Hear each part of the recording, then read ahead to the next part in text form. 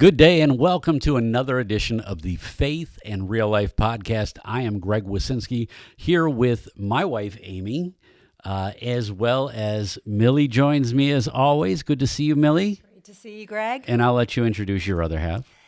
I'm glad to introduce my husband, Bill, for our special podcast on marriage. You know, being around other strong couples who help be that Christian instrument to help us get the extra edge when we both need to be prayed for. You know, we pray for each other, but there's just sometimes when you're both lost. You know, we've had an interesting month. Not that 2020 hasn't been an interesting year. Keeps on giving. But, you know, we were talking just the other day about it, and I just said, I have no emotion today. Like, I just have no thoughts. I'm just tired. And she was kind of the same way. And I'm just like, well, now we're just coexisting, but we're being guided and lifted. And I would rather have us just do something in the same house together than to have an explosion over that. And so that's what I want, you know, everyone to continually see, that in this aspect of marriage, that if we're always thinking about the other person, we can't go wrong. So often we go wayward because we get selfish. And before we get into Millie's Minute, which kind of highlights that, I have this quote from St. John Chrysostom, and he says, if a man and a woman marry in order to be companions on the journey from earth to heaven, just like you said, Millie, then their union will bring great joy to themselves and to others. I can't live for myself and get my wife to heaven. I have to live for her. So Millie's Minute, I don't know why I say moment. Maybe I'll just change the name. I mean, it does have my name on the podcast. I guess I could do that. But no, I like Millie's Minute, but because you've worked so hard to get it into 1 minute, I'm not taking that away from you. I time you? Yeah, right. Yes. No, we'll put that timer right up in the corner. Don't you worry. I take much pleasure watching that. But yes, so in Millie's Minute, you have a great story about the beauty of giving of self and thinking of others. So let's go ahead and put the timer up. Bill, no need to worry on your watch. And we're going to count down in 3, 2, 1. There is an old story that sums up the gift of the sacrifice of marriage. Maybe you've heard it. Some of our younger listeners may have not heard it yet, but it is a valuable lesson in love. A struggling young couple finds themselves approaching Christmas with scant money for presents. The only valuable the young bride has is her long, beautiful hair. The groom's only valuable was his prize watch, handed down by his grandfather. She decides to sell her hair to buy her young groom a Christmas present, and after much deliberation settles on a chain for his prized pocket watch. She returns home hoping he will still love her without her lovely locks. He stands in shock in the doorway, knowing his gift might now seem silly. Unbeknownst to her, he had sold the watch for tortoise hair combs his wife had been coveting. Although their presents are useless, they've demonstrated through sacrifice their great love for one another, the epitome of the greatest gift, an affirmation of married love through self-sacrificing, elevating the needs of the other above self. And she's bald. And he still loves her. Please pass the clean. Yeah, right? It's a very touching moment here on the Faith and Real Life Podcast. I do. I think that if you know, it's just this story of putting nothing above wanting to see the other person get what they need. I have never given up anything. And I can say this, and I do this in men's talks and men's ministry. When we first met, I bowled, I played softball, we played football, all of those things, golf, a lot of golf. But where I am today, I have given up many of those things, not because she's ever asked me to, but because I wanted to. I wanted to be at home. I wanted to spend more time. We do need to have our individual outlets. That is very important, that you maintain your individual nature and the gifts that we talked about before, but you give up things just because you say, this is way better. You know, it's kind of like when people miss Mass. Like, I want to say to them, like St. John Vianney, if we truly understood the Mass, we would die of joy. If we truly understood what was going on, how could we want to be anywhere else? and everything that we talk about in bringing faith and real life together is to try to have this euphoric feeling outside of just being in church together for 1 hour. And what better way to have that than in marriage? So we have these living examples. Aimee put together a few, and I have a few, and I'll let you think about this while we talk. But power couples, is there? We have ours from kind of like scripture, but is there a couple or somebody that you witnessed that you really think that changed your lives? And I would even invite you as listeners to think about who is somebody or who is a couple that you witnessed what they are, and that's what you strive to be in marriage. But honey, I'm going to let you just pick one of the ones that you pulled out, and maybe just talk a little bit about this couple and the inspiration through Scripture. Well, I mean, mine is the ultimate. Mary and Joseph obviously are the ultimate power couple in my opinion. The sacrifice that Joseph went through to marry Mary, take her as his bride, regardless of, what society at that time, would have said. She's pregnant before you get married, and, all of that, the stigma that went along with that. He was willing to sacrifice, what people thought, what people said, and that kind of thing, and take her as his wife. And that was a huge sacrifice. But he and Mary had a covenant. They sort of made a covenant that he knew that while he didn't all necessarily understand everything that she was feeling called to do and what this baby was going to do for the world, he knew in his heart. And so while they both kind of had this blind faith that we're not really sure we understand, but we feel that this is the way we need to be going.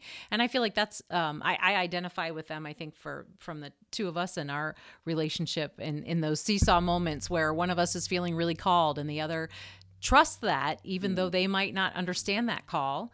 They trust that, and they, continue to follow and try to be supportive and that kind of thing. And some of that requires some sacrifice. Yeah, it can be hellacious living with a guy in ministry. I mean, there's a lot of things that I have to know that she's in a strong prayer life too. But, and I think Joseph had that. I mean, Joseph heard from the same angel that Mary did because he was open to it. Mm-hmm. And that's what allowed him to be that ultimate leader and for her to trust him. Because it was like, hey, you're 9 months pregnant. Let's get on a donkey and ride across the country. I think we need to be doing this. Yeah, right. That's how all great marriages should begin. But what comes to mind for you, or who comes to mind for you? You have an example? Oh, look at that. Well, He's so self-sacrificial. It gives you the chance. I'll bring it a little closer to home. Mm-hmm. I mean, I'll share my father's parents, my grandparents, who, by the way, happen to have the same name as Millie and I. Oh, really? William and Mildred. Oh, Just wow. wonderful names, right? That's right. Yeah. No, so they're since deceased, but they lived a very simple life. So, but every time we were over there, for dinner, they all knew they both knew their roles.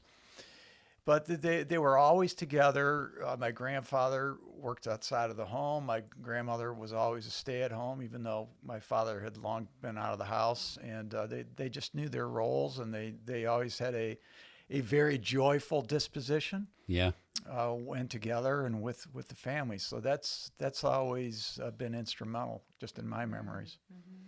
Yeah, I think that identification that you can make with someone. We can read things in our faith and talk about the faithfulness of Joseph and talk about the faithfulness of Mary, but what if we're not hearing it? What if we're not on that level of faith that we can be so trusting? And then you have somebody like you mentioned in your grandparents, that it's this minimalist style of living, that everything that we could ever want is in the room that we're in. So why do we need more? More stuff, more of this, more distractions. The simple aspect of the covenant of marriage is the three people that are united: man, woman, and God. And then eventually you produce offspring from that. And I remember Scott Hahn explaining, we're going to talk a little bit about the three-letter word that nobody wants to say. Uh-oh. Yeah, SEX. But this aspect of giving of oneself in marriage is the, let's see, how would we explain it? It's the thing that unites you in the covenant. It seals the covenant, We right? do. We do in the marriage ceremony. What is it? I don't know. This is your Well, part. there's what was it you said? We like give our own sacrament to ourselves in Right. the consummation of our. Right, of your relationship. And it's very similar to the Eucharist, that Christ is giving himself. So the both of you are giving of your bodies, and it's why we're so protective of chastity and saving yourself, and life is life. But that is the goal. If you can do that, and there's some people that are able to offer that gift, and it's glorious and it's beautiful. But we should be looking at consummating our relationship when we can, and really, honey, as often as possible, they tell us. But no, here's what Scott Hahn said. Scott Hahn said that, imagine if we took the Eucharist as often as we desired to be in relations with someone that we love. And he didn't exactly say that, I'm paraphrasing, but we don't go to church and we don't receive the Eucharist and we don't consummate that bond. So, like, as often as you think about consummating your marriage is as often as you should think about being in relationship with Christ in the Eucharist. And you should desire and seek and crave that. And vice versa, because it does work in reverse, where some relationships don't desire that physical connection, but they're very holy people. And so it is. It's a tender balance. There's a whole lot of guys nudging their I like wife. the way he thinks. I was going to say I'm a daily girl. Mass, that is. Ratings just went through the roof. Did you A hear little what more Millie said? information. But I wanted to just say one thing, too, though, about getting back to who we look to as possibly an example or someone to emulate. And Bill had a wonderful example in his grandparents. And unfortunately for me, there was a lot of divorce, prior in yeah. my family. And so for me, I had to, I was stopped and thinking. I really had to think, like, if you don't see that covenant, that holy sacred marriage lived out, and you have a disordered experience of that being shown to you, it's very challenging then when you enter a marriage to have it be in right order. Right. So that's kind of a little bit more of some of the rest of the story. But so when I looked, for to think about getting married, and to we met on eHarmony, which is a Christian site, and Who is now a sponsor. Pay up. Imagine that. and I just felt that I wanted to be the example. Right. I wanted to create that marriage that people would say, gosh, what do they have, and how do they do that? And we need, and so Because you knew how you felt as a witness to it not going the right way. yeah, right? and I also wanted it to be a witness to the faith that weaves its way all through our lives and our relationship, and that the power of our relationship is in the power of our faith. Sure. Well, I think we both brought a spirit of intentionality to our marriage, based on our life experiences. Right. So many people go into marriage with the emotion, Yeah. that emotional love. But I think we both, I could safely say that there was this intent, that we're going to make this work. Right. We think we know what, we certainly have the complementing experiences and qualities, and but I think that was instrumental. Well, there was a time, we talked about the first year. I don't know if you want to say anything about this, but it's, this first year was a disaster, and there was a time where we were going to separate. And, here I am, this 21-year-old kid who has to make this decision that my world is falling apart. Everything that I fought for, everything that I told other people that I was mature enough to handle, I was full of it. And I remember laying there, and it was just like, you made an adult decision. Act like an adult. And it took time, and it took years. It took a lot of work to make that happen, but we were able to surrender to something bigger than the moment. You just gonna say yeah? That's as far as you're going. Well, I don't. You took the words out of her mouth. Yeah. She's like, no, I didn't kill you, so you were lucky. No, I mean, yeah, I don't know what I have to add to that. I mean, you're right, and it wasn't just you. I mean, we were both relatively young. I mean, regardless of how much older I am than he is. But I was working in Michigan, so literally 6 days a week, I'd get up at 5 a.m. I'd drive to Monroe, Michigan, and I'd get home at like 6 o'clock after the driving both ways 3 hours. Wow. And she worked 3 to midnight at a call center of a bank. So we never saw each other. There was nothing to build on. And I don't know, were we even going to church at that point? Maybe. Not really, no. I mean, every once in a while. So that element that we needed to unite wasn't there. But we did grow into it, luckily. We did.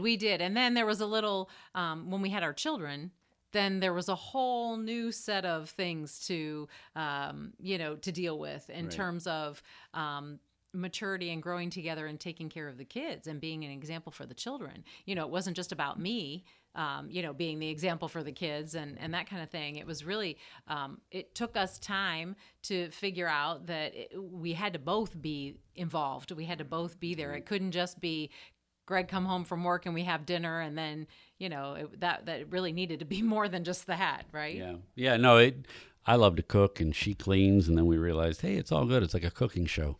And that's really, no, it is. But it did. I can say it honestly that it took me a long time to grow up, and I didn't have the living example of the best way to do that. And being a young executive, I was witnessing other marriages that weren't the example that I should be watching. And I think you bring up a good point. I think there are so many instances and so many times in relationships where we do enter that valley, and we have to be able to communicate. It's not like you go into the valley and say, "See you on the other side." Yeah. I mean, you have to really walk through the valley together in order to get out of it together. And I know when we initially started dating, we had some differences and some challenges from past experience, and we sought counsel. Yeah. I thought I think we have, something that is worth, looking at. I really want to grow in a way that is, supportive and healthy. But we do, we need to be aware that, there's, people out there that are available. There's Christian counselors, there's priests. I mean, I was talking to Father Stahl the other day because I'm doing some mentoring in, annulment and marriage and, that sort of prep. And he said, the thing that makes me so sad is that by the time sometimes people come to me for counseling, they've gotten to such a despondent stage that there's not a whole lot I can do. And I said, I know that's that stage called comfortably numb. Yeah.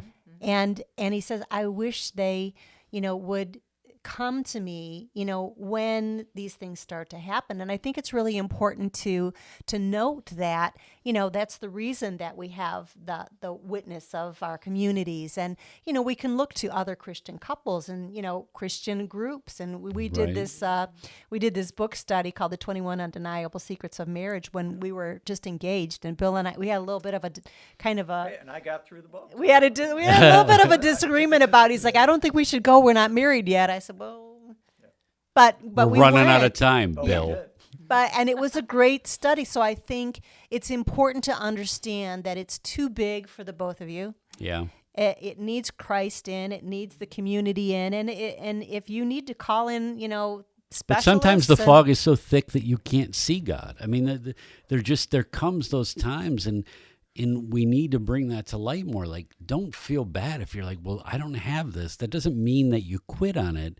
It just means that the fog is so thick that you can't see anything. You can't see each other, or, maybe you need to rappel down the mountain to your spouse to pull them up with you rather than just expecting them to elevate on their own. But there's no perfection or right way that I can say, hey, this is how you stay married forever. Because I don't know, until I die, I can't write that book. But, I think it's just part of that understanding that you're not going to have it all together, and it's messy. And that's Wow. sometimes where the patience comes in, right? I love that you cut off somebody else's husband. Jeez. Go for it.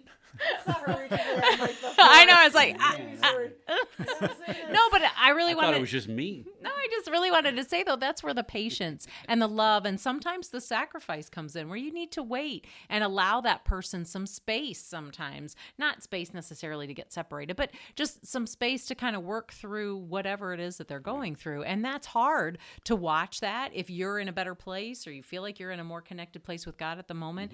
It's hard to be patient, but we do have to we have a responsibility to our covenant of marriage to choose to be patient and wait. Thank you, Bill, for waiting. Absolutely.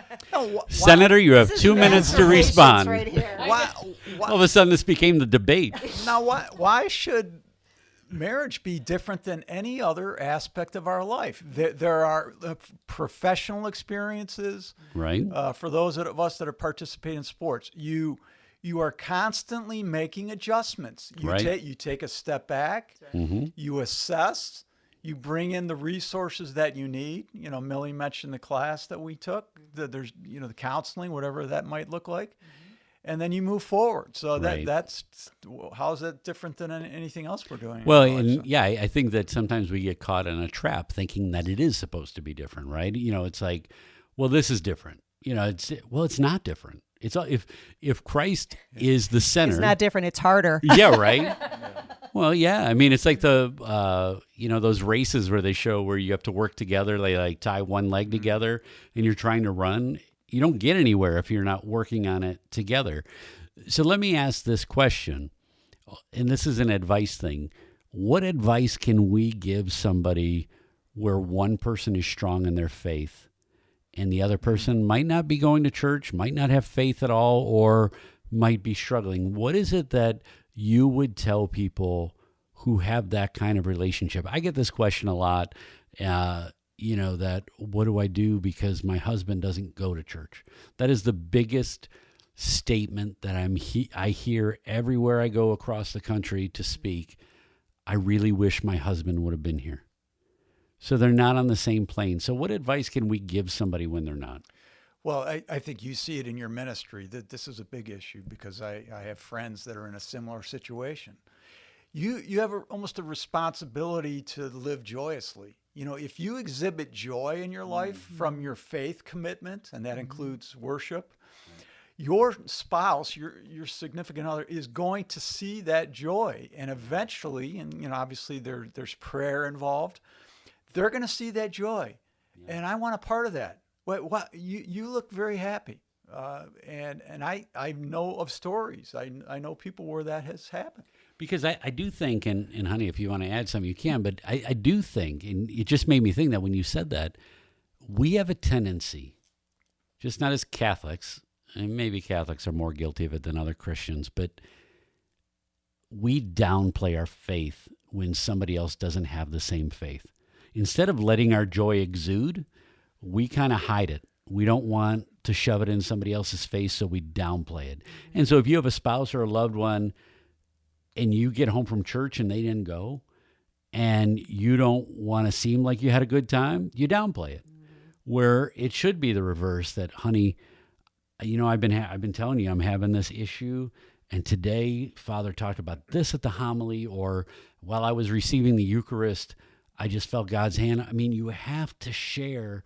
That's a perfect point, Bill, that we've got to share this joy of what that relationship means, because God doesn't let us down. He doesn't leave us. We walk away from him, if anything. Mm-hmm. Well, I was going to say prayer was what I was going to say. My suggestion would be prayer. Was it St. Monica or St. Teresa? Who prayed for their husband and their son? St. Monica. I don't know why I always get the two confused, but I love that image of that she prayed for years and years and years, and her husband, a year or right before he died, you know, converted and finally saw, but it took his whole life. And it was her whole prayer life, because she prayed and prayed and prayed for the conversion of the souls of her son and her husband. And so I would say to just continue to pray. And as you said, Bill, you know, it's all about your living example, really. And I just hear people screaming into the radio right now. They don't use radios anymore, but their computer. But I just hear like, but we don't pray together. How do we pray together?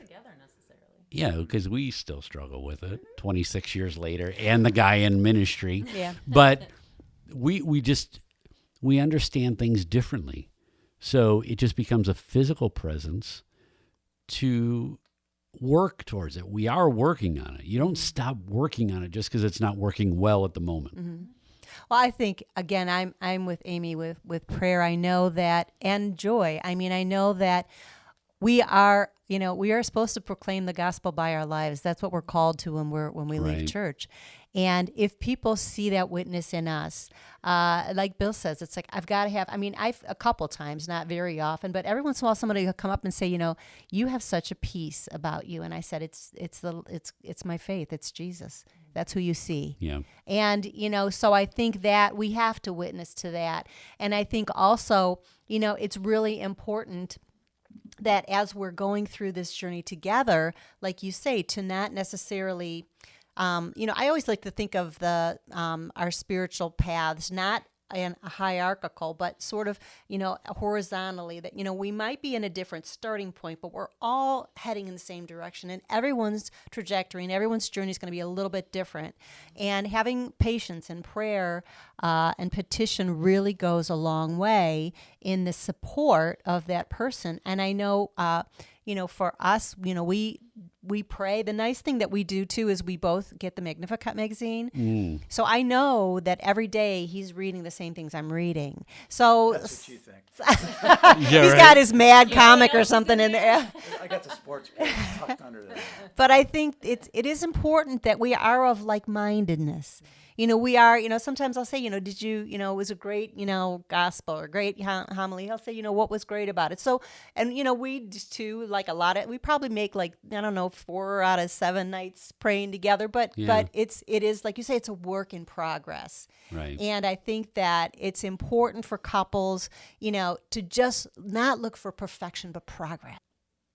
So that's some of the advice that we give to couples that are currently struggling and working on some of the different things and advice that we can give. What do we tell newlyweds, right? So this is like the number one question that it's like this marital bliss that they're jumping into, and it's all about the honeymoon, and we give them advice on how to start off. Well, I don't even know what words I can use that are appropriate, but we say start off and enjoy it and, enjoy the ride. But what advice do we really give them to come together and to prepare for what's ahead? Well, I already gave you one of my suggested tips that I used to talk about protecting your partner. I mean, if you are in a group of women constantly bashing your husband, somebody told me never say anything bad about your husband to anybody that loves him less than you do. Oh, wow. So, maybe his mother, but you do. You really need to think about it. It drives a downward spiral, and then you start believing what they, so that's why, like you say, it's important to surround yourself with other faith-based couples that are going to build you up instead of, join you on the way down. And the other thing that I wanted to share too was I thought, my best preparation for marriage was my annulment. And I know that sounds like crazy, but the questions that they ask, what was your family of origins marriage like, and what was your parents' relationship like, and what were your expectations, and what were some of the, were there addictions, were there some dysfunction, Wow. I said, you guys need to ask this before people get married, because when I had to, open that Pandora's box and really look at, not to any fault of anyone's, our parents learn from their parents and model behavior from their parents. And my view of marriage was very disordered the first time I got married.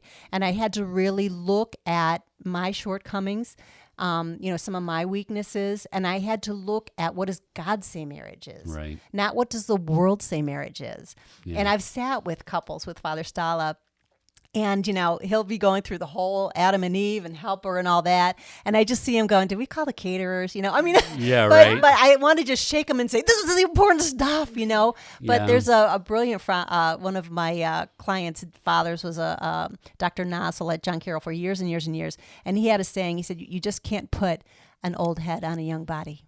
I mean, some of these experiences just They're just have to gonna be come through lived, pain. and you hope that you live through them together as you guys did. You know, Yeah. sometimes that doesn't always happen, Well, and and part it's of a that- tragedy. Part of that struggle came from, and this would be my advice to newlyweds, is be you. Be the couple that you are. Don't compare your marriage to what you think somebody else has, because you don't know what they're dealing with. You don't know what's real and what's not.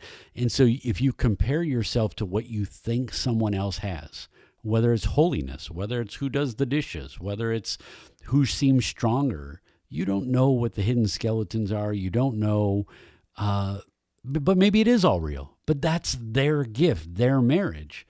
Be you as a newlywed, and don't try to be a different version of what God created you to complete. And I do think that was part of our problem, even as we try to grow after the initial issues, was that it was like, man, they're so happy and they do this. Well, that sucked. It was lousy. So, that would be my tip, is just for newlyweds to do that. So as we get ready to wind down, what are some of your final thoughts or some of your advice that you think that, as we look at what we've talked about in both of these episodes, from the sacramental piece to the power of community in marriage, all the way down to couples that inspire us and self-sacrifice, what are the points that we need to remember in marriage that we want to share? And I'm going to ask everybody to take a turn and do it, so you're not out of it yet. Well, it's a daily process. You got to be very intentional about it. You have to make your marriage has to be a top priority. And I like that. It's not always easy. You need to pause. You need a lot of reflection, and open arms and understanding. So. Yeah, and choose. So let's go back. Let's go to this side. Let's ping pong it over there. Well, no, I was going to say, really, I think it's important as a couple to establish yourself in a church family. I think that really is, because then you do find the like-minded couples, and you do find the couples that have the same values as yourself. I know that, for us, it was really important point in our marriage when I was going to a mom's group at our parish, and it turned out that one of the moms, their son was on the basketball team with ours, and it was just really refreshing to not feel like, and I guess it kind of comes to what you said, I could be myself, and I wasn't afraid to talk about church and talk about God and those kinds of things. We had the same values, and that really became an important staple in our marriage, that you had, the guy to talk to, and, ended up, and it doesn't always work that way, but for us, it was really important to have that community of other couples, but also the church community as a whole, as you were living examples at your wedding to, that you wanted to serve others, not just each other, but letting, in times when there's tragedy or there's difficulty, and allowing that church community to be there for you in whatever your tragedy is, if it's the loss of a child, or if it's, some other tragedy, losing a job, and then, really having difficulty paying your bills or whatever. Just, I think, it's important to find that church family and allow them to be part of your life, and vice versa, you to be part of others as well, like that living example. Go ahead, Millie. My advice is pray for your spouse. Always. When we had our anniversary, there was a marriage prayer that I said, and I gave my husband a wife's blessing. And one of the things that I always pray for him is, Lord, let him seek you. Let him know the love you have for him, and strengthen that love, and strengthen the love that we have for each other. Wow. Why, thank you, dear. Yeah. Get the Kleenex again. Yes. Here goes Bill's moment to cry. It was, I must say, it was very emotional. I mean, that touched me deeply. It was just a wonderful prayer, and I could tell it was from the heart. So thank you again. Yeah, I think that when you do pray that, and don't be afraid to share sometimes what you pray for somebody, because they're praying in their own way to God for help in some way. And I always try to, even with friends, though, I try to let them maybe know that, even if it's not a specific example, but I might just say that God's got you. And that's the reminder of them knowing that God hears their prayers. And so I would just say in a final way that it'd be three things. It would be, number one, lead by example. Be who you want your spouse to see you and what you want them to become too. If you're toxic, they'll be toxic. And so you have to, number one, lead by example. Number two, what does your home look like? I mean, not physically, because ours is a disaster all the time. But I mean, and I don't mean it's your fault. I'm just saying. Why are you looking at me? Because I knew you'd agree. But what does your home look like? What are you really trying to set the example for with your children or those that you invite into it? It's important for me to have the holy water founts. We talked about that a few episodes ago, and there may or may not be holy water in there all the time because it evaporates very quickly, especially in the winter. But it is my thing letting people know that this is a Christian home. And it's funny because our house is up for sale now. And I know that it's not the best thing to have all these personal items, but I'm not taking them down. I will if I'm ready to move, but I'm not taking them down just to take them down. So what does your home look like? And then the last thing that we've talked about so much in the sacrifice is pull each other along. When you're not on the same level, don't give up. Fight for that person the same way that you would for somebody who's drowning, and pull them along. Not everyone knows why they're suffering. As one who has depression, I can't tell you why I feel the way that I do some days. I just need you to love me through it, and tomorrow will be better. And so we pull each other along. And so there's so many beautiful aspects. If you're in a relationship and you're thinking about, what can marriage be for you and how are you going to grow in a relationship with Christ at the same time, take the time to talk about that with your spouse or the person that you're engaged with ahead of time as to how important it truly is. And also, what does it mean to you to have a successful marriage? And in order to have that successful marriage, it will take work, but I promise you it's worth it. And so that is how we view the sacrament of marriage and why so many of us need to fight for what we have. And I hope that you've enjoyed this discussion. It's just us being us. And if you have any questions or there's anything that you would like more information on in order to help a marriage that is struggling or as you're preparing, feel free to email us because it's important that we're all in this together. As always, I'd like to thank our sponsor of these podcasts and especially over this series of the sacraments, and that's the Jess and Lilia Gifts from Above Foundation. That is a family that has done incredible work through the loss of a child and a grandchild, but yet it didn't define them by the hurt of their suffering, but instead the gracious gift that they could offer through the life of organ donation and now through sponsoring opportunities like this for us in ministry. If you enjoyed this podcast and you'd like to get more information about the ministry or to book myself or Millie for a live presentation, you can go to faithandreallife.com, and you could also support the ministry there through a donation as well. We always appreciate any way that you could give to help us continue on our mission. And for the podcast, you can go anywhere that podcasts are found, including Apple. Just look up the Faith and Real Life podcast. So I pray that God will bless you and keep you, Millie and Bill, Mildred and William. There we go. In honor of your grandparents, thank you for the gift of you and for being part of our lives and certainly being vulnerable and sharing your marriage with those who are listening. It was wonderful to be here. Yeah. And Millie, I'll see you next week. Yep. And we'll see you too. God bless you. God keep you. And may he meet you everywhere that you desire him always. Take care.